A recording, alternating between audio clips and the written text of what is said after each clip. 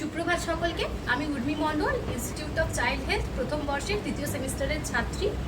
আমাদের আজকে world earth day অর্থাৎ বিশ্ব পৃথিবী দিবস উপলক্ষে একটি অঙ্কন প্রতিযোগিতার আয়োজন করা হয়েছে, যার মাধ্যমে আমরা পৃথিবীর নানান রকম দিক তুলে ধরি।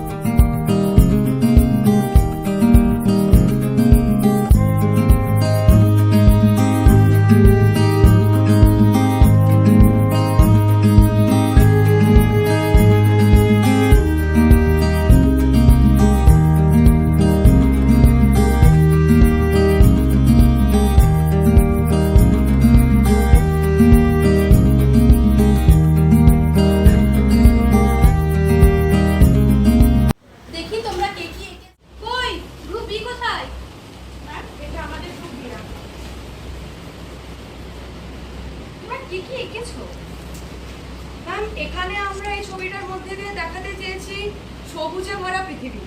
সবুজ গাছপালা লাগালে কিরকম পরিবেশটা সুন্দর সতেজ থাকে সেটা দেখাতে চেয়েছি। আমরা অনেক সময় নোংরা আবর্জনা ফেলা হয়, রাস্তাঘাটে অনেক আবর্জনা পড়ে থাকে, তার জন্য আমাদের অনেক রোগ ছড়ায়, মশা হয়, অনেক ডেঙ্গু হয়, ম্যালেরিয়া হয়, সেই দিকটাও তো তুলে ধরতে হবে।